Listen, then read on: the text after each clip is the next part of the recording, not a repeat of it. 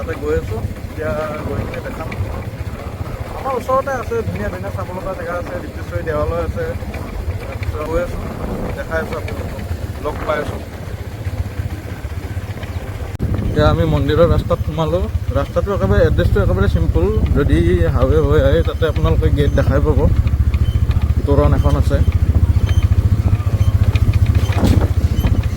তাৰপিছত আমাৰ ঘৰৰ পৰা খুব ওচৰ হয়, বহুতেই ওচৰ হয়, ধৰক 5-10 মিনিটৰ ৰাস্তা আৰু। তেনেকৈ গৈ আছোঁ, দেখাই আছোঁ বাৰু। এয়া পাই গ'লোঁ মন্দিৰ। নিৰ্মাণ কাৰ্য চলি আছে বাৰু, গোটেই সম্পূৰ্ণ হোৱা নাই।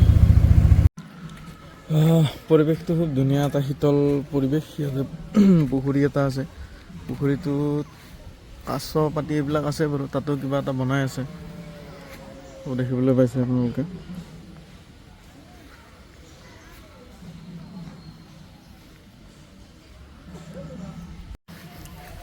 নিৰ্মাণ কাৰ্য সম্পূৰ্ণ হোৱাই নাই বাৰু, কাম চলি আছে। মাননীয় মুখ্যমন্ত্ৰী ডক্টৰ হিমন্ত বিশ্ব শৰ্মা ডাঙৰীয়াও আহি কিনে ইয়াতে মানে দান বৰঙণি দি থৈ গৈছিলে। তো যেতিয়া নিৰ্মাণ কাৰ্য সম্পূৰ্ণ হ'ব তেতিয়া মানে আহি খুবেই এটা ভাল পাব পৰিৱেশটো। ইয়াতে খুব সুন্দৰভাৱে বনাব, পিছলৈ আহি আপোনালোকে খুবেই ভাল পাব। আৰু বহুত আমাৰ ইয়াতে বহুত পুৰণি মন্দিৰ, ইয়াতে মানে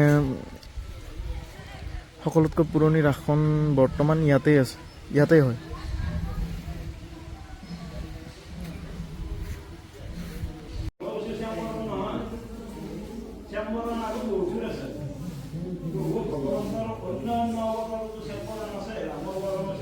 তো বন্ধুসকল, দেখিলে আপোনালোকে, দৰ্শন কৰি মেলি আহিলোঁ কুৰ্মা মাধৱ।